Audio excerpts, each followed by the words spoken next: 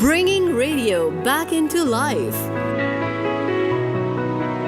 MUL Online Radio.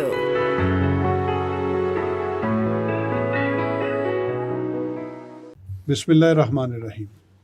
MUL radio podcast के साथ मेज़बान नदीम चौधरी आपकी खिदमत में हाजिर है। हाज़रीन और नाज़रीन, आज हम अपने प्रोग्राम में एक बड़ी शानदार शख्सियत, बल्कि उसको कहना चाहिए कि जो बिज़नेस में भी और हमारे मुल्क की तरक्की में भी और इस नौजवानों के लिए ना सिर्फ एक असासा, एक मेंटर और एक रहनुमाई की हैसियत रखते हैं, बल्कि नौजवानों के अंदर बिज़नेस किस तरह से किया जाता है और किस अंदाज में किया जाता है, हम इनसे बात करेंगे और इनकी शख्सियत के हवाले से भी गुफ्तगू करेंगे। हमारे दरमियान मौजूद हैं मोहतरम जनाब नजम मज़ारी साहब। ये CEO हैं चिल्तन प्योर इंटरनेशनल के। इनका कारोबार जो है वो जड़ी बूटियों से लेकर ऑर्गेनिक और नॉन ऑर्गेनिक फूड की तरफ है।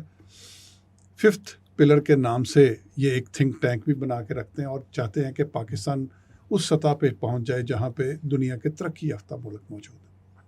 हम अपने मेहमान से गुफ्तगू का आगाज़ करते हैं। बिस्मिल्लाहिर्रहमानिर्रहीम। सर, हम आपको अपने प्रोग्राम रेडियो पॉडकास्ट के अंदर खुशामदीद करते हैं।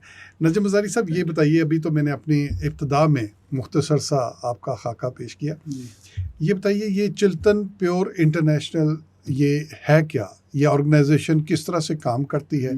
सुना है कि आपके 900 प्लस उसमें आपके आइटम्स हैं जिसको आप डील कर रहे हैं, तो थोड़ी सी इसकी तफसील बताइएगा, फिर हम सवाल जवाब का भी सिलसिला शुरू करते हैं। जहाँ तक बात है चिल्तन प्योर का, तो चिल्तन जो है एक बड़ा मशहूर पहाड़ है कोयटा बलूचिस्तान में, तो उसके नाम पे मैंने ये रखा क्योंकि मेरा ताल्लुक कोयटा बलूचिस्तान से है। चिल्तन एक्सप्रेस को एक रेलगाड़ी का भी चिल्तन जो है वो चिल्तन टीवी भी था, उसके बाद चिल्तन न्यूज़पेपर भी था, चिल्तन एक्सप्रेस क्योंकि ट्रेन थी यहाँ पूरे पाकिस्तान में आती, तो इस वजह से ज़रा पूरे पाकिस्तान लोग उसे जानते हैं। और उसके बाद फिर चिल्तन प्योर हमने एक ऑर्गेनिक का ब्रांड भी इस्टेब्लिश कर दिया। तो इसी की वजह से मुझे चिल्तन, क्योंकि हमेशा रहे हैं वहाँ पे, दरिया बोलान देखा है या दश्त का एरिया देखा है या फिर ये सारे चीज़ें देखें, तो जिसके नाम पे मुझे था कि मैं अपने कोई भी कंपनी, अपना ब्रांड कंपनी स्टार्ट करूँ तो उसका नाम चिल्तन रखूँ। उससे ये होता है कि जब वो ब्रांड ऊपर जाता है तो वो एरिया का नाम भी ऊपर जाता है। तो खैर इस तरह मैं अपने ब्रांड का नाम चिल्तन प्योर रखा। अब आते हैं कि चिल्तन प्योर है क्या, उसमें कौन से हमारे पास प्रोडक्ट्स और हम करते क्या हैं। जैसे कि मैं अभी आपको बता रहा था कि जो इसके एक आम अल्फाज में अगर मैं आपको समझाना चाहूँ, तो जो हमारा ये पुंसार था, तो पुंसार को हमने एक मॉडर्नाइज नई शक्ल में दे के चिल्तन प्योर का नाम दे दिया। ये सारी चीज़ें जो ना सदियों से, सालों, 100 सालों से चीज़ें अवेलेबल थी पाकिस्तान में। हर्बल के अंदर जितनी जड़ी बूटियाँ इस्तेमाल होती हैं, बिल्कुल, वो जो पंसार की आइटम्स हैं उन सबको आपने रिफाइन करके और एक जदीद दुनिया में उनको इंपोर्ट एक्सपोर्ट की तरफ भी आप जी बिल्कुल। सबसे पहले तो हमने लोकल किया, अब हम बाहर भी कर रहे हैं। जैसे कि हम अमेज़ॉन पे भी प्रोडक्ट सेल करते हैं, डायरेक्ट हमसे डिस्ट्रीब्यूटर लेके भी मुख्तलिफ मुल्कों में इसको सेल करते हैं। तो जो भी प्रोडक्ट्स होते हैं पुंसार के पास होते हैं, उनके पास ना पुंसार के पास इतना नॉलेज होता है, ना जो यूज़र है उसको इतना नॉलेज है। तो हमने बाकायदा अपने पास हकीम, फार्मासिस्ट, केमिस्ट रख के उसके ऊपर पूरी R&D की हमने एक लैब बनाई है जिसमें हम उस पर रिसर्च करते हैं कि ये प्रोडक्ट किन किन लोगों के लिए बेहतर है, किन किन लोगों को इस्तेमाल नहीं करना चाहिए। उसको एक अच्छी नीट पैकिंग में करके मार्केट में सेल करते हैं। किस जड़ी बूटी का इस्तेमाल आप किस अंदाज में करेंगे, बिल्कुल, तो वो आपके लिए फ़ायदेमंद है। एग्जैक्टली। तो ये सारी चीज़ें जो है ना वो बना रहे हैं, और आप 900 से ज़्यादा आइटम्स को आप डील कर रहे हैं। बिल्कुल, उसमें ऐसे है कि तकरीबन कोई 300 के स्किन केयर प्रोडक्ट्स हैं। बाकी जो है हमारे पास फूड आइटम है, जैसे कि हमारा देसी घी है वो भी हम सेल करते हैं, शहद को भी हम सेल करते हैं। 200 प्लस ऑयल्स हैं, 400 के करीब जो है हमारे पास हर्ब्स हैं, जड़ी बूटियाँ हैं। तो मछली प्रोडक्ट्स भी बनाते हैं। इसमें स्किन केयर में भी हम हैं, जैसे शैम्पू भी बनाते हैं, लोशन भी बनाते हैं, हेयर ऑयल भी बनाते हैं, मॉइस्चराइजर्स भी हैं, स्क्रब्स भी हैं। इसी तरह बच्चों की रेंज में भी बच्चों के शैम्पू भी हमारे पास है। फिर हम एनिमल पेट की तरफ आए, हमने जानवरों के प्रोडक्ट्स भी बनाए। रिसेंटली आपने देखा था जब इम्पोर्ट पर पाबंदी लगी थी, तो जो पेट होते हैं, जैसे डॉग या कैट आपके घर में है, तो लोग उसको भी शैम्पू करते हैं, तो वो प्रोडक्ट मार्केट से गायब हो गया था, तो हमने वो भी किए। इसके अलावा हमारे पास मिसालें भी बहुत बड़ी, दश्त के नाम से एक और हमारा ब्रांड है जिसमें हम मिसालें सेल करते हैं। तो इसमें मल्टीपल हमारे कुछ 14 ब्रांड्स हैं जिनके थ्रू हम सारे प्रोडक्ट सेल करते हैं। ओके, तो ये आप जो है ये जो सारा कारोबार है आपका, वो लाहौर या पूरे पाकिस्तान में फैला हुआ है? आपके हेड ऑफिस कौन कौन से शहरों में हैं? देखिए, जो हमारा हेड ऑफिस है वो तो यहीं पे जो है ना पीको रोड पे है। जो हमारी फैक्ट्री वो गजुमता के एरिया में है। एक और प्रोडक्शन यूनिट भी हमारे आसपास ही है। दूसरे शहरों में हमारे कलेक्शन सेंटर है, लेकिन जो प्रोडक्शन है वो सारी लाहौर में ही होते हैं। डिस्ट्रीब्यूशन नहीं, कलेक्शन सेंटर होता है कि जैसे नॉर्दर्न एरिया में एक कलेक्शन सेंटर है, वहाँ पे सारी जड़ी बूटियाँ वहाँ इकट्ठा होती हैं। वहाँ से कलेक्ट करके फिर हम से लाहौर लाते हैं।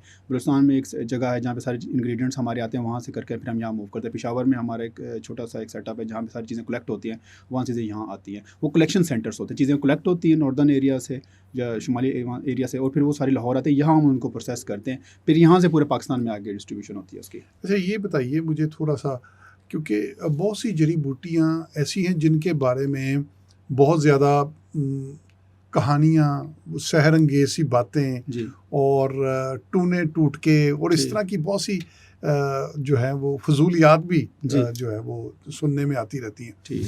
तो आपने जो काम आप शुरू कर रहे हैं ये तो ऑर्गेनिक एक अंदाज जी। में उसको आप लेके चल रहे हैं, रिसर्च उसमें बेस्ड चीज़ें हैं।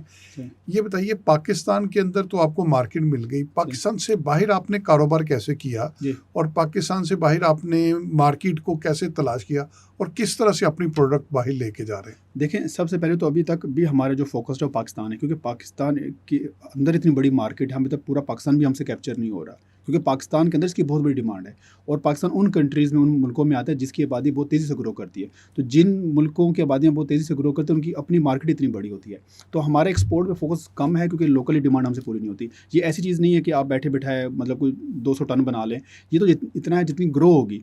तो हमारे फार्मर के पास ऑर्गेनिक मटेरियल है ही कम, तो हमारे तो अभी भी डिमांड का हमें बहुत सारा इशू रहता है कि हम उसको फुलफ़िल नहीं कर सक रहे। लेकिन बाहर की जहाँ तक बात है वो हम खुद अमेज़न के थ्रू कर रहे हैं। जैसे हमारे जो स्किन केयर है उसको फ़िलहाल हम एक्सपोर्ट कर रहे हैं, फूड आइटम को जो है ना हम लोकली ही सेल कर रहे हैं। और वैसे अच्छा, भी स्किन केयर में कौन सी आपके पास ऐसी आइटम्स हैं जी जो आप समझते हैं कि बहुत इंसानी हाँ चेहरों के लिए, इंसानी जिस्म के लिए जी और हमारे लिए बहुत सूदमंद है जी और बाहर की दुनिया में उसके ऊपर वो रिसर्च नहीं हुई जो हाँ आप करके दे रहे हैं? ठीक तो इसके बारे में आप थोड़ा जी सा बयान करेंगे, जी इस पे क्योंकि ये बहुत बड़ी जी फील्ड है। जी इसमें ये कि हमने ऑयल के ऊपर बहुत ज़्यादा हमने काम किया है। ऑयल के, क्योंकि मैं खुद भी अरोमा थेरेपिस्ट हूँ, एसेंशियल ऑयल्स हमने बनाए।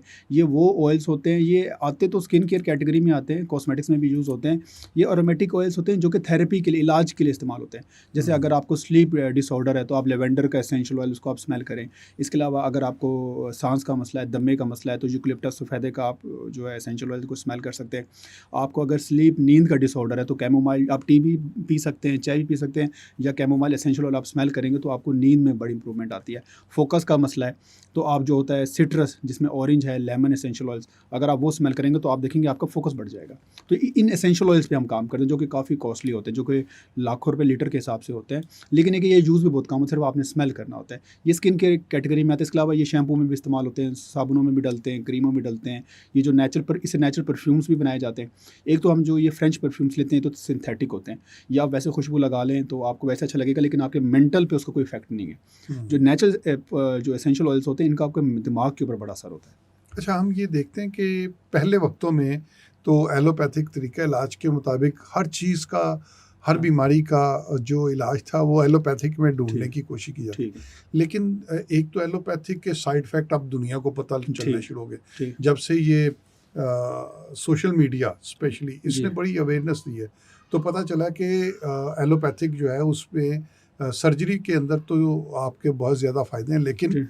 मेडिसिन के हवाले से हर मेडिसिन का किसी ना किसी जगह पे साइड इफ़ेक्ट ज़रूर होता है। बिल्कुल। वो फौरी तौर पे तो आपको असर दे, लेकिन हर्बल में जाके ये चीज़ें नहीं, और ख़ास जी। तौर पे जो देसी जड़ी बूटियाँ हैं। हम कहते हैं कोई भी इलाज करें, कोशिश करें कि अगर वो स्टार्ट में ही उस चीज़ को कवर कर लिया जाए और नेचुरल तरीकों से, तो वो बेस्ट होता है। हम तो वैसे भी मेडिसिन के जो है ना हम अगेंस्ट हैं, बड़े खिलाफ हैं। हम तो हमेशा लोगों को रिकमेंड करते हैं कि जी फूड इज़ द मेडिसिन। जो फूड है, अपने फूड से ही अपना इलाज करें। आपके किचन के अंदर हर वो चीज़ है जो आपको हर बीमारी से बचा सकती है।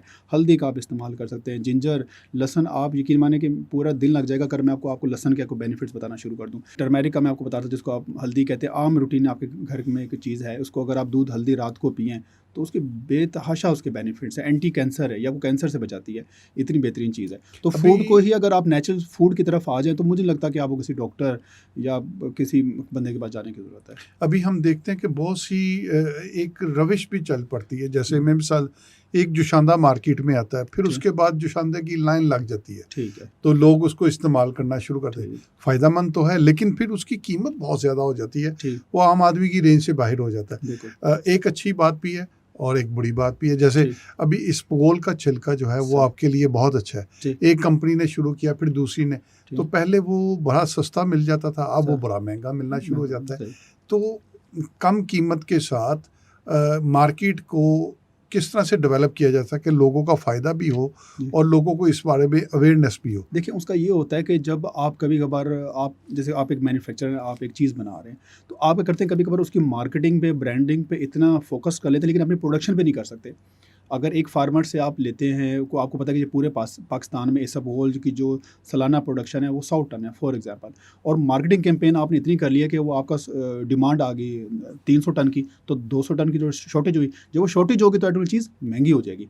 तो हम क्या करते हैं, हमारी प्राइस कभी हाई नहीं जाती। मुझे तो 8 साल हो गए हैं अपनी कंपनी चलाते हुए, और 8 साल के अंदर मेरी हर साल की जो हमारी जो हम प्राइस रिवाइज़ करते हैं, वो 6, 7, 8% रिवाइज़ करते हैं। यानी 6, 7, 8% हमारी प्रोडक्ट महंगी होती है मार्केट के हिसाब से। रूटीन में 10% ग्रोथ होता है, चीज़ यानी महंगी होती है, हमारी 6-7% हुई है। उसकी वजह ये कि हम जब मार्केटिंग कैंपेन चला रहे होते हैं, हम पीछे अपने फार्मर को भी स्ट्रॉन्ग कर रहे होते हैं। अच्छा सर, ये बताइए, ये मैं एक सवाल जी, ये ऑर्गेनिक और नॉन ऑर्गेनिक में क्या फ़र्क है? एक तो ये, जी, और फिर ऑर्गेनिक के बेनिफिट्स क्या हैं और नॉन ऑर्गेनिक आपको किस तरह से नुकसान देती जी। है ये चीज़ें? ये आपने जी, सर प्लीज़। अच्छा सवाल किया है। सबसे पहले तो मैं बताऊँ, जो ऑर्गेनिक जो वर्ड है ना, ये कोई इतना पुराना वर्ड नहीं है। ये दूसरी जंग अज़ीम में ये ऑर्गेनिक वर्ड बना था। हुँ, उससे पहले सब कुछ ऑर्गेनिक था। ये ऑर्गेनिक और नॉन ऑर्गेनिक का जो कंसेप्ट है ना, ये दूसरी जंग अज़ीम के टाइम पे है। यानी कि ये इतना पुराना जितना पाकिस्तान पुराना है। ऑर्गेनिक तो चीज़ें थी, नाम की मैं बात कर रहा हूँ। उसमें ये था कि जब जंगें हुआ करती ना, तो फूड की जो सप्लाई थी, वो थोड़ी डिस्टर्ब होती थी। यानी कहीं पे अगर कोई ब्रिज टूट गई है या कोई जंग हो गई है, तो 8-8, 10-10, 15-15 दिन जो व्हीकल थी, जो ट्रक था, उसको खड़ा होना पड़ता था। हुँ, 10-15 दिन के अंदर सारा फूड ख़राब होता था। तो वर्ल्ड फूड ऑर्गेनाइजेशन ने तब अलाउ किया था कि आप इन प्रोडक्ट को जो है ना, केमिकल्स लगा सकते हैं, प्रिजर्वेटिव्स लगा सकते हैं, ताकि ये प्रोडक्ट ख़राब ना हो, सिर्फ जंग के लिए। तो बाद में उन्होंने कहा कि जी देखा, जी उन्होंने प्रिजर्वेटिव लगा दिया फूड को, और फूड तो जी पूरा साल भी अगर गाड़ी खड़ी है तो फूड ख़राब नहीं हो रहा, लेकिन वो हेल्थ के लिए जो है ना, उसके बड़े एक साइड इफ़ेक्ट्स होते हैं। तो दूसरी जंग अज़ीम तो ख़त्म हो गई, लेकिन प्रिजर्वेटिव्स आज भी हमारे जो है ना, फूड का हिस्सा हैं। तो अब उसमें ये होता है कि ऑर्गेनिक और नॉन ऑर्गेनिक में ये फ़र्क होता है कि जो ऑर्गेनिक फूड होता है, सबसे पहले आपने उसमें कोई केमिकल प्रिजर्वेटिव इस्तेमाल नहीं करना। नेचुरल प्रिजर्वेटिव्स भी आते हैं, जैसे विटामिन ई है, चीनी भी है, इसके अलावा और भी बहुत सारी चीज़ें, साल्ट भी है, वो भी प्रिजर्वेटिव्स कैटेगरी में आते हैं। नेचुरल प्रिजर्वेटिव्स आप इस्तेमाल कर सकते हैं, केमिकल प्रिजर्वेटिव्स आपने फूड को नहीं लगाना, फर्स्ट। दूसरा, जब उसको आप वॉश कर रहे होते हैं, यानी कि वॉशिंग का जो प्रोसीजर, उसमें कोई आपने ऐसा केमिकल नहीं लगाना। जैसे हल्दी की एग्जाम्पल दे रहा था, हल्दी को अगर आप पानी से वॉश करेंगे तो काफ़ी लंबा प्रोसीजर है, लेकिन लोग क्या करते हैं, उसमें केमिकल डाल देते हैं, वो 10 मिनट के अंदर हल्दी साफ़ हो जाती है। जो फैक्ट्रीज़ हैं जहाँ पे ये प्रोडक्शन होती है, एक तो वॉशिंग में, और जो सबसे मेन और अहम चीज़ है, जब आप उसकी फसल क्रॉप कर रहे होते हैं, आपने वहाँ पे कोई पेस्टिसाइड, कोई खाद वगैरह इस्तेमाल नहीं करनी। नेचुरल खाद भी आती है, लेकिन जो दूसरे ब्रांड्स की खाद है, मैं नाम नहीं लेना चाहूँगा, उनकी वो खादें इस्तेमाल ना करें, क्योंकि वो ज़मीन के लिए भी नुकसानदेह, और उसके ऊपर जो आप पेस्टिसाइड स्प्रे कर रहे हैं, वो स्प्रे भी नेचुरल स्प्रे करें, केमिकल वाला स्प्रे ना करें। हम देखते हैं जैसे ये आपने नॉन ऑर्गेनिक की बात जी। की, तो नॉन ऑर्गेनिक लोग ज़्यादातर यही समझते हैं कि ये वो नॉन ऑर्गेनिक आइटम्स हैं जिनमें केमिकल बहुत ज़्यादा इस्तेमाल होता है, ज़मीन के अंदर भी, जी। खाद की सूरत में, बिल्कुल, स्प्रे की सूरत में भी, बिल्कुल। वॉशिंग तो में भी और आगे प्रोसेसिंग में भी। प्रोसेसिंग हर में जगह भी। पे केमिकल अगर इस्तेमाल होगी तो वो ज़ाहिर नॉन ऑर्गेनिक होगा। और अगर बीज से लेके एंड कंज्यूमर तक पहुँचने तक वो प्रोडक्ट के अंदर कोई भी केमिकल प्रोसीजर नहीं हुआ हुआ, तो उसको आप नेचुरल कह सकते हैं, ऑर्गेनिक कह सकते हैं। मैं इसकी जी। कुछ थोड़ी सी इसको मैं डिफाइन और जी। ताकि लोग ज़्यादा से ज़्यादा इसको आसानी से समझ सकें। जी, इसमें एक बात थी कि जैसे पुराने वक्तों में एक देसी गंदम होती थी। ठीक है, देसी गंदम अब तो मार्केट में बहुत कम आती है, बल्कि ठीक। ना होने के बराबर है। ठीक है। लेकिन देसी गंदम की कीमत जो है वो मार्केट में जो मौजूद जी। गंदम थी उससे 4 गुना ज़्यादा महंगी होती थी। बिल्कुल ऐसे ही कि ये जो देसी गंदम, क्योंकि उसकी पर एकड़ पैदावार कम होती है, एग्जैक्टली, और जो केमिकल वाली उसकी गंदम होती ज़्यादा थी है। उसकी ज़्यादा होती थी। बिल्कुल। तो ये देसी गंदम में और दूसरी गंदम का फ़ायदा या नुकसान आप थोड़ा सा बता सकते जी, हैं जी। आम पब्लिक को? देखिए, उसमें ये होता है कि वो जो देसी गंदम होती है उसके फ़ायदे तो बहुत ज़्यादा हैं, आपके हेल्थ को अच्छे इफेक्ट होंगे, आप बीमार नहीं होंगे। लेकिन उसकी क्योंकि पर एकड़ जो है वो जो उसकी प्रोडक्शन है वो बहुत कम होती है, तो फार्मर उस हिसाब से उसको महंगा सेल करता है। अब उसके लिए एक सारी जिम्मेदारी आती है गवर्नमेंट के ऊपर कि गवर्नमेंट जो है ना उसके जो है एक तो प्राइस को कंट्रोल रखे, दूसरा है कि ऑर्गेनिक की तरफ फार्मर्स को लेके आए।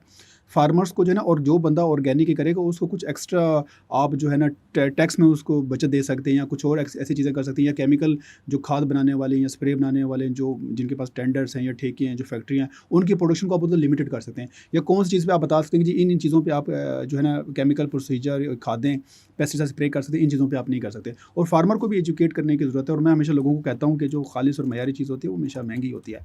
मैं हमेशा लोगों को कहता हूँ कि कम खाएं पर मयारी खाएं। अच्छा, ये यूरोप के अंदर जी। एक मैंने काफ़ी ज़्यादा इसके ऊपर पढ़ा था, उसमें ये था कि यूरोप में तो हर 30 साल के बाद जी। जिस ज़मीन के ऊपर केमिकल का बहुत ज़्यादा इस्तेमाल होता है जी। या केमिकल खाद वाली ज़मीन, उसको फिर कुछ अरसे के लिए छोड़ दिया जाता है कि चूँकि इस ज़मीन के ऊपर केमिकल का बहुत ज़्यादा इस्तेमाल हो और ये ज़मीन अब जहरीली हो गई है, बिल्कुल। और वो फिर उसको छोड़ देते हैं ताकि वो इंसानी सेहत के लिए वहाँ पे जो भी चीज़ें होंगे बिल्कुल। वो नुकसानदेह होती है, इसलिए ना उगाई जाए। बिल्कुल। पाकिस्तान में इस तरह की कोई कवानीन नहीं है, जी। और ज़मीन के ऊपर कोई भी, बल्कि आपको पता होगा कसूर के अंदर जी। ऐसी ज़मीनें हैं जहाँ पे केमिकल वाला पानी ही सब्जियों को दे दिया जाता जी। था, और वहाँ पे कड़वी सब्जियाँ, और वहाँ के लोग भी जब पानी पीते थे तो उनमें जी। ये बीमारियाँ पैदा हुई थी। तो इसके हवाले से आप क्या समझते हैं, हमारे पाकिस्तान में क्या कवानीन हैं जी। और उनके ऊपर कहाँ अमल दरामद नहीं हो रहा, ये इसके ऊपर भी देखिए, उसमें सबसे बड़ी तो ये एग्रीकल्चर डिपार्टमेंट की, हेल्थ डिपार्टमेंट के ऊपर जिम्मेदारी आती है कि उन चीज़ों को चेक किया जाए। और पूरी दुनिया में ऐसे होता है कि जो केमिकल का सिस्टम तो अब ख़त्म हो गया।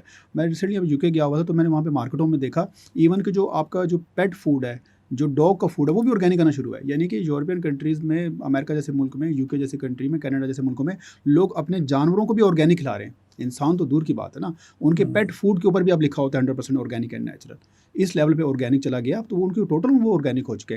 पाकिस्तान में जो है ना अभी तक उस हिसाब से नहीं, अभी भी केमिकल की प्रोडक्शन हो रही है। ये अभी हेल्थ डिपार्टमेंट की जिम्मेदारी है, एग्रीकल्चर डिपार्टमेंट की जिम्मेदारी है कि कोई ऐसी पॉलिसी लॉ मेकिंग किया जाए कि उसमें जो फार्मर है, ताकि जब उसको रिलीफ मिलेगा तो वो ऑर्गेनिक की तरफ आएगा। फार्मर के पास कोई चॉइस नहीं ना, हम उसे कहते हैं जी आप ऑर्गेनिक की तरफ आएँ, तो वो कहता है जी मैं क्यों, वो जब खाद लगा के चीज़ें करके मेरे फसल भी बच रही है, मैं पेस्टिसाइड स्प्रे नहीं करूँगा तो रिस्क बड़ा रहेगा कि कीड़ा ना लग जाए, कीड़े से भी बच रहा हूँ, चीज़ों से हेल्थ की उसको फिक्र ही नहीं है। गवर्नमेंट अगर कोई से रिलीफ दे तो वो ऑर्गेनिक की तरफ शिफ्ट ज़रूर होगा, पहली चीज़।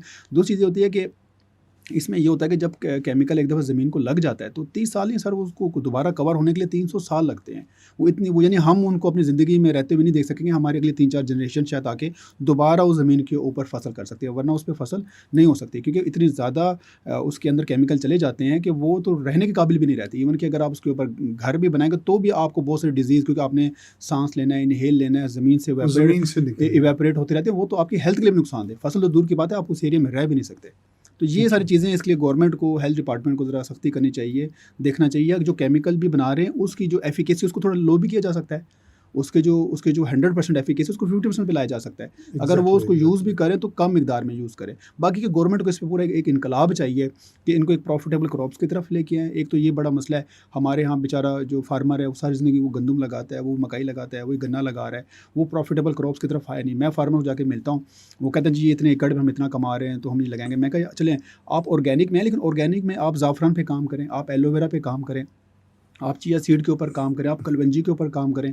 लहसुन सर 2-2 हज़ार 3-3 हज़ार रुपये किलो चला गया है, अदरक 600-700 रुपये किलो चला गया। नहीं, मैं कहता हूँ इतनी प्रॉफिटेबल क्रॉप्स हैं, इन पे आप लगाएं। ये सारा हमारा बाहर से आता है। आप जड़ी बूटियाँ उगा सकते हैं। अभी बलुस्तान का जो एरिया वहाँ पे आप ज़ाफ़रान लगा सकते हैं। ज़ाफ़रान का इस वक्त जो रेट है वो 3 लाख रुपये पर केजी है। तो मैं लोगों को, फार्मर्स को ये भी कहता हूँ कि आप अगर वो नहीं लगाना है गंदम, आप किसी दूसरी फसल पे आएँ, ऑर्गेनिक में आएँ, लेकिन ऑर्गेनिक में प्रॉफिटेबल क्रॉप्स मैं आपको बता सकता हूँ। अभी जो संदल है, अब संदल आपने देखा है कि संदल का शरबत भी बनता है, ये सारा इंडिया से आता है। ये इसका जो पर केजी मार्केट में आज का रेट है, जो ओरिजिनल संदल है वो 60,000 रुपये पर केजी है, लकड़ी, और 60,000 रुपये किलो है। इसका जो 1 एकड़ के अंदर जो दरख्त है वो 7 साल में बड़ा हो जाता है। 7 साल में वो दरख्त बड़ा हो जाता है और तकरीबन 12 करोड़ रुपये का बिकता है। यानी अगर आपके पास 1 एकड़ ज़मीन है और आप उसमें अगर 7-8 साल वेट कर लें, ये अभी आज का रेट बता रहा हूँ कि 14-15 करोड़ रुपये तक वो आराम से निकल रहा है, क्योंकि 50,000 रुपये पर केजी, और दरख्त में कितना वजन होता है, टनों के हिसाब से वजन होता है, तो उसको आप मल्टीप्लाई कर लें। इतनी प्रॉफिटेबल ये क्रॉप है। इंडिया में अगर संदल उग सकता है तो हमारे यहाँ पाकिस्तान में भी उग सकता है, क्योंकि जो मौसम दिल्ली में बारिश होती है, लाहौर में भी बारिश होती है। पहले तस्वुर ही नहीं था कि जैतून पाकिस्तान में निकले, अब जैतून के बागात लग रहे हैं। ये और बहुत बलूचिस्तान में लोरलाई का एरिया वहाँ पे लग रही है, ये चकवाल में आपके लगे हुए हैं, वो बड़ा बेहतरीन हो रहा है। पहले हमारा स्पेन से आ रहा था, वो काफ़ी हद तक कम हो गया, अब हम लोकल प्रोडक्शन कर रहे हैं। सब कुछ उग सकता है यहाँ पे, बस R&D की ज़रूरत है, रिसर्च की ज़रूरत है एग्रीकल्चर डिपार्टमेंट को। अभी रिसेंटली आप देखें, हमने जो चाय है कीनिया से, हम 100 अरब की चाय पी जाते हैं साल में। अगर आप ये मानसेरा का कुछ एरिया, जिसमें मेरे ख्याल में कोई 3 लाख एकड़ का एरिया जहाँ पे चाय उग सकती है। पाकिस्तान में पानी के बाद सबसे ज़्यादा पिए जाने वाला मशरूब, सबसे ज़्यादा पानी पिया जाता है, उसके बाद चाय पी जाती है, तीसरे नंबर पे कोक है आपका। यानी दूसरा सबसे पिए जाने वाला मशरूब आपके मुल्क का चाय है। हर साल हम 100 अरब की चाय पीते हैं। तो अगर आप ये मानसेरा वाला एरिया में ही चाय काश्त कर लें तो 100 अरब तो आप वैसे बचा लेंगे। फार्मर अलग ग्रो करेगा, वो 100 अरब जो आपका बाहर जा रही है, जिससे डॉलर का प्रॉब्लम आ रहा है। तो ये एग्रीकल्चर को ना इनकलाब की ज़रूरत है यहाँ पे। बहुत कमाल की बातें हो रही हैं। मैं चाह रहा था कि हम जड़ी बूटियों के ऊपर ही बातें करते रहते, लेकिन मैं चाह रहा हूँ कि हमारे जो सुनने वाले तलबा हैं, हमारे स्टूडेंट हैं, वो आपकी बातों से ज़्यादा फ़ायदा, ज़्यादा से ज़्यादा फ़ायदा उठा सकें। तो मैं ये पूछना चाह रहा था, अगर कोई स्टूडेंट, अगर कोई तालिब इल्म जो है, वो हमारा अपनी एजुकेशन कंप्लीट करने के बाद इस बिज़नेस में आना चाहता है, तो उसको कैसे स्टार्ट लेना चाहिए? कौन से वो प्रिंसिपल्स और रूल्स के ऊपर उसको काम करना चाहिए कि वो जल्दी से जल्दी इस बिज़नेस में आए और तरक्की करे? कौन सा स्टार्टअप आपके पास, कोई उसके हवाले से आप थोड़ा सा डिफाइन करेंगे? देखिए, मैं बहुत सारे स्टार्टअप्स को ट्रेनिंग भी देता हूँ और एज ए जज भी होता हूँ। मुस्लिम यूनिवर्सिटीज़ में जाता हूँ, मुझे इनवाइट करते हैं एज ए स्टार्टअप को जज करने के लिए। तो मैं हमेशा ना स्टूडेंट्स को एक चीज़ बताता हूँ कि आपने अगर अपने बिज़नेस को, जो भी आप काम करते हैं, अगर उसमें आपने सक्सेसफुल होना, तो आपको 4 चीज़ों का होना बहुत ज़रूरी है। सबसे पहले तो 4 चीज़ें आपने क्लियर करनी है। नंबर 1 ये कि आप जो काम करें ना, आपको उसका पैशन होना बहुत ज़रूरी है। अगर आपका इंटरेस्ट है, आपको शौक़ है काम का, तो करें, वरना ना करें। दूसरी चीज़ होता है कि आप जो भी काम करें ना, वो सिर्फ ऑर्गेनिक है, वो आप लेदर जैकेट्स बना रहे हैं, आप कपड़े बना रहे हैं, आप फर्नीचर बना रहे हैं, मोबाइल फ़ोन बना रहे हैं, घर बना रहे हैं, जो मर्ज़ी आप काम कर रहे हैं, आपको पैशन होना बहुत ज़रूरी है। दूसरा कि आप जो काम करते हैं, आप उसके एक्सपर्ट होना बहुत ज़रूरी है। आप उसका एक्सपर्ट बनेंगे तभी ग्रो कर सकेंगे, वरना नहीं। अब एक्सपर्ट का मतलब, बंदा का मतलब ये नहीं होता कि आप पूरे शहर के अंदर आप ही सबसे टॉप एक्सपर्ट हो। मैं कहता हूँ कि अगर किसी भी फील्ड के टॉप 10 बंदों का नाम लिया जाए, कोई बंदा फर्नीचर बनाता है, तो मैं अगर उस शहर के अंदर टॉप 10 कारपेंटर का नाम लूँ ना, तो एक वन ऑफ देम आप भी होना चाहिए, उनमें से एक आपका होना बहुत ज़रूरी है। गूगल पे भी आप कोई चीज़ सर्च करें ना, तो वो सिर्फ 10 सर्चेज़ ही दिखाता है, 11वीं नहीं दिखाता। वो कहता है भाई ये 10 इनमें से एक सेलेक्ट करो। तो ये मैं हमेशा लोगों को कहता हूँ कि नंबर 1 आपका पैशन होना बहुत ज़रूरी है, दूसरा आपका एक्सपर्ट होना बहुत ज़रूरी है, और तीसरा आप कोई भी बिज़नेस करते हैं, कोई भी वेंचर स्टार्ट करते हैं, आप देखें कि इसमें प्रॉफिटेबिलिटी है या नहीं है, इसमें पैसा भी है या नहीं। अक्सर लोग पैशन को देख के दौड़ पड़ते हैं कि जी मुझे बस इसका काम का शौक़ है। आप ये भी देखें इसमें बिज़नेस में पैसा भी है नहीं, क्योंकि आपने कल को अपने बिल्स देने हैं, घर चलाना है, ज़िंदगी पैसों के बगैर तो नहीं चलती। तो उसमें ये भी आपने देखना है। और चौथी जो सबसे लाजमी चीज़ होती है, वो ऐसा प्रोडक्ट सर्विसेज बनाएं, जो भी काम करते हैं उसको माशरे की भी ज़रूरत हो, कि सोसाइटी को इस प्रोडक्ट की ज़रूरत है। यहाँ जंग भी छिड़ जाए ना सर, तंदूर बंद नहीं होगा कभी, वो रोटी की ज़रूरत है, हर बंदा खाता है। तो ऐसा आपका प्रोडक्ट हो, ऐसी चीज़ हो कि कुछ भी हो जाए, आपका प्रोडक्ट फिर भी बिके। ऐसा ना कि कोई मुल्क में कोई इन्फ्लेशन का इफेक्ट, अब इन्फ्लेशन है, बहुत सारी कंपनी, बहुत सारे ब्रांड्स उड़ गए, बंदा कहता है हाँ, बंदा कहता है हमें इनकी ज़रूरत ही नहीं है। सबसे पहले तो परफ्यूम इंडस्ट्री मारी गई ना, बंदा कहता है पहले हम बिजली बिल करेंगे, परफ्यूम बाद में। परफ्यूम दुनिया चला भी जाए ना तो भी हम जिंदा रह लेंगे। चॉकलेट इंडस्ट्री मारी गई सर, जितने लोग चॉकलेट इंडस्ट्री में, तो सब उस पर बैन लग चुका है। गवर्नमेंट कहते हैं चॉकलेट नहीं भी होगा ना तो हम भूख से नहीं मरेंगे, गुजारा हो जाएगा। तो मतलब ऐसा प्रोडक्ट जो बंदा कहे कि हमें ज़रूरत नहीं है तो भी हमारी चल जाएगी। तो ऐसे प्रोडक्ट, ऐसी चीज़ सर्विसेज पे काम करें, आपका पैशन हो, आपने उस प्रोडक्ट का एक्सपर्ट बनना है, पहले नॉलेज इकट्ठा करना है, 3-4 साल तो उसको स्टडी करना है। जैसे बैचलर्स की डिग्री होती है 4 साल की, तो उसके पीछे कोई ना कोई एक साइंस है कि 4 साल क्यों, आप साल में भी कर सकते हैं, 2 साल भी, क्योंकि 4 साल लगते हैं आपको किसी भी चीज़ का एक्सपर्ट बनते हुए। कोई भी आप काम करते हैं, आप एक्सपर्ट बने, देखें क्या उस बिज़नेस में प्रॉफिटेबिलिटी है, उसमें मज़ा है, आप पैसे आपको आएंगे, क्योंकि उससे पूरा आपका सर्कल चलेगा, आप ग्रोथ करेंगे। चौथी चीज़ है कि सोसाइटी को फ़ायदा हो। अगर आपके काम में, सर्विस में ये 4 चीज़ें हैं, मैं मान ही नहीं सकता आप कहेंगे मुझे नाकामी हुई है, मैं मान ही नहीं सकता। अब आपको शो पैशन क्यों होना चाहिए, उसका ये होगा कि वो काम आपको थकाएगा नहीं, आप काफ़ी देर तक कर सकते हैं, अगर उसको इंजॉय कर सकते हैं। वरना तो आप जैसे 9-6 बजेंगे, आप घड़ी देखना शुरू हो जाते हैं, 6 बजे दफ्तर, बस अब घर जाना है, क्योंकि आपको शौक नहीं है ना, पैशन है। अगर आप पैशन होगा तो आप तो घड़ी देखेंगे भी ना, आप तो घड़ी उतार के फेंक देंगे, आप कहेंगे फेंको इसको यार, घड़ी की तो ज़रूरत ही नहीं है, अगर आप इतने पैशनेट है। एक्सपर्ट में इसलिए कहता हूँ, हमेशा लोगों को एक्सपर्ट होना इसलिए ज़रूरी है कि उससे ये होता है कि कोई मार्केट में आपसे बड़ा प्लेयर आया, आपसे अमीर बंदा अगर मार्केट में आ गया, तो वो तो डबल पैसे लगा के आपको उड़ा देगा। लेकिन अगर आपके पास एक्सपर्टीज़ है तो आपको पीछे नहीं कर सकेगा। उसको आपसे मुकाबला करने के लिए उसको पैसे भी चाहिए और आप एक्सपर्ट भी होना चाहिए, एक्सपर्टीज़ चाहिए। अभी देखें ना, फॉर एग्जांपल, मैं इसब गोल की आप बात कर रहे थे, मैं फॉर 100 किलो लेता हूँ, मुझे वो 100 रुपये का पड़ता है और मैं 120 रुपये का बेच रहा हूँ। मुझसे बड़ी पार्टी आ जाएगी, वो क्या करेगी, इसबगोल 1 टन उठा लेगी, उसको 80 रुपये का पड़ेगा, वो आगे 100 रुपये का बेचेगा। मैं तो ले ही 100 रुपये कर रहा हूँ, मैं कितने का बेचूंगा? लेकिन अगर मेरी एक्सपर्टीज़ होंगी, मेरे पास उसका नॉलेज होगा, तो वो बेशक वो 300 टन भी खरीद ले, मुझसे ज़्यादा नहीं बेच सकेगा, क्योंकि मेरा नॉलेज है, मेरा एक्सपीरियंस भी है, सिर्फ पैशन की बेस पे नहीं। मार्केट भी आपने एक कैप्चर की होती है। कैप्चर की। तो जी, ये सारी जी। चीज़ें होती है कि आपके पास एक्सपर्टीज़ भी हो, पैशन भी हो, और प्रोडक्ट की मार्केट को ज़रूरत भी हो, और ये जो प्रॉफिटेबिलिटी भी हो, तो चलता है। और ये जो जदीद टेक्नोलॉजी है जिसको हम ई कॉमर्स भी कहते हैं, ई मार्केटिंग भी कहते हैं, जी। इसका क्या रोल है इसके अंदर? इसका- आप अमेजोन के ऊपर भी काम कर रहे हैं, जी। थोड़ा सा इसको भी। देखिए, टीवी का तो ट्रेंड खत्म हो गया ना, अब तो टीवी को तो कोई देखता नहीं। अगर टीवी में कोई चीज़ चल रही है, वो भी लोग मोबाइल फ़ोन पे अब आ गए हैं, देख रहे हैं। प्रोडक्ट तो आपने मार्केट में सेल करना है। ये एक तरीका है, एक सोर्स है, एक प्लेटफॉर्म है जिसके थ्रू आप अपने कस्टमर को नॉलेज देते हैं, एक्सपीरियंस देते हैं, उसको बताते हैं, अवेयरनेस कैंपेन आप चलाते हैं कि यार ये प्रोडक्ट है, ये चीज़ें यहाँ से मिलती है, तो उससे आपकी सेल में बहुत अच्छी जो ना ग्रोथ होती है। हम डिफरेंट कैंपेन चलाते हैं, फेसबुक पे चलाते हैं, इंस्टाग्राम पे चलाते हैं, यूट्यूब पे चलाते हैं, SMS कैंपेन्स भी हम चलाते हैं, ईमेल मार्केटिंग भी हम कर रहे हैं, व्हाट्सएप कैंपेन्स भी हम चलाते हैं। कोई ऐसी कैंपेन नहीं है कि जो हम छोड़ दें। टीवी पे भी हमारे इश्तिहारात आते हैं, तो मीडिया को तो हम भरपूर इस्तेमाल करते हैं, जहाँ जहाँ में लगे। इन्फ्लुएंसर से भी करवाते हैं, मुख्तलिफ सेलिब्रिटीज़ को भी लेके उनके भी रिव्यूज़ लेते हैं, एक्सपर्टीज़ को बुलाते हैं, उस डोमेन के डॉक्टर्स को, फार्मासिस्ट को, केमिस्ट को, इनको इन्वॉल्व करते हैं। तो ये तो बड़ा एक बेहतरीन एक प्लेटफॉर्म है, तो इसको तो इस्तेमाल करना चाहिए। अच्छा, हमारे वक्त का पता ही नहीं चला, बड़ी जल्दी हम अपना टाइम कवर करने की तरफ आगे। अब मैं आपसे आखिरी जो सवाल नहीं बल्कि मेरा आपसे रिक्वेस्ट है कि हमारे तुलबा के लिए आप उनको क्या पैगाम देंगे जी, कि एक तो कारोबार के प्रिंसिपल क्या होने चाहिए, ठीक है। पैशन की आपने बात कर ली, एक्सपर्टीज़ की बात कर जी। ली, ताकि वो आपका पैगाम सुने जी, और उसके मुताबिक जो लोग इस किस्म के बिजनेस में, इस किस्म के स्टार्टअप में इन हाँ। होना चाहते हैं, जी। तो वो किस तरह से एंटर हो और उनको कामयाबी मिले। जी, उसमें तो सबसे पहले जो कोई भी बंदा बिज़नेस स्टार्ट कर रहा है, तो उसको सबसे पहले बिज़नेस एथिक्स का बहुत ज़्यादा ख्याल रखना चाहिए। बिज़नेस एथिक्स ये होते हैं कि अगर आपने किसी बंदे से, देखिए जीतने के 2 ही तरीके होते हैं अगर आप किसी के साथ दौड़ रहे हैं। एक तो ये कि उससे तेज़ दौड़ेंगे, उससे आगे निकल जाएँगे, या दूसरा शॉर्टकट तरीका है कि उसको धक्का दे दें। तो वो धक्के वाला जो है ना सिनेरियो आपने नहीं करना। आपने अगर कोई एक कंपनी अगर 18 घंटे काम कर रही है और अगर आपने उसको बीट करना है, तो आप फिर 20 घंटे काम करते हैं। अक्सर लोग एक मैं लास्ट टाइम मेरा एक इंटरव्यू हो रहा था, उसमें एक एंकर ने मुझसे पूछा कि चिल्तन प्योर को अगर बीट करना हो मार्केट में, चिल्तन प्योर को पीछे छोड़ना हो, तो उसके लिए हम ऐसा क्या करें कि हम चिल्तन प्योर को पीछे छोड़ सकते हैं। तो मैंने उनको बताया कि जी मैं 18 घंटे काम करता हूँ, अगर कोई 20 घंटे काम करेगा तो चिल्तन प्योर को पीछे छोड़ देगा। तो आपने लोगों से जीतना का एक ही तरीका है कि आपने उनसे एफर्ट ज़्यादा करनी है, आप मेहनत ज़्यादा करें, पहली चीज़। दूसरी चीज़ ये है कि दूसरे को कॉपी ना करें।